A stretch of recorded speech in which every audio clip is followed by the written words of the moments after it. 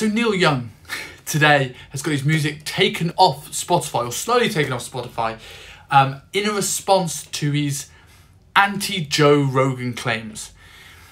And I have a few thoughts on this, because I've seen people support Joe Rogan, I've seen people go against Joe Rogan, and my opinion on this is that the woke movement has gone so far that they don't really know what they're arguing about. Now, obviously, I'm a fan of Joe Rogan. I'm a fan of podcasts in general. I'm a fan of the art of debate. I generally find we don't find truth until we find a middle ground. And to find a middle ground, we need to speak to people from all walks of life.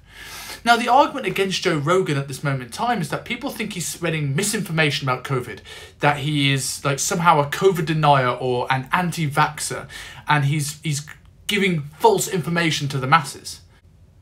But not too long ago, he got the doctor from CNN on his show for what I think was a very, very fair debate.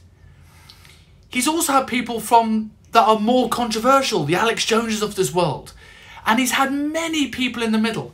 Joe Rogan is the most well-known, highest profile, biggest profit grossing podcaster in the entire world for the variety of guests that he has on the show.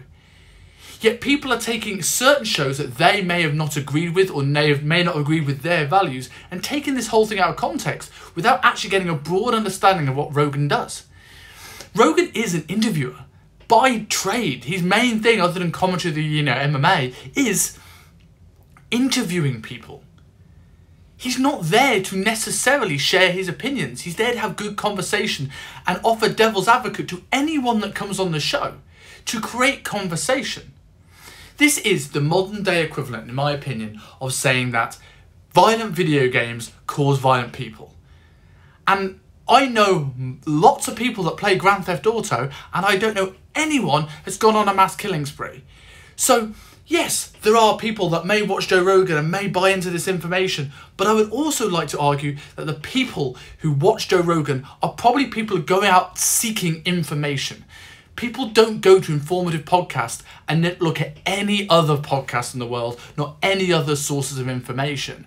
And yes, there may be a few people that take his word a little bit too seriously, but this is how debate works. And we have to wake up to them in the modern world that not everyone is going to agree with our opinion. Not everyone is going to agree with the mainstream media. Not everyone should agree with the mainstream media, because I tell you what, they tell as many lies as Joe Rogan does. So before we start throwing out this aggression, if you don't like Rogan, don't listen to it. In my views, it's as simple as that. As someone who takes great joy in listening to a variety of podcasts, and I think it's one of the few mediums where debate is truly encouraged now, where social media is becoming less and less. We should celebrate the art of having long-form conversations and allow people who may be marginalised to hear their voice.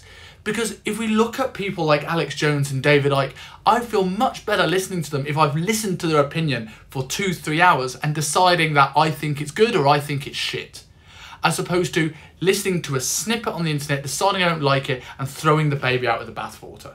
So I'm sorry, Neil Young, but I think it might be a while before your music's back on Spotify.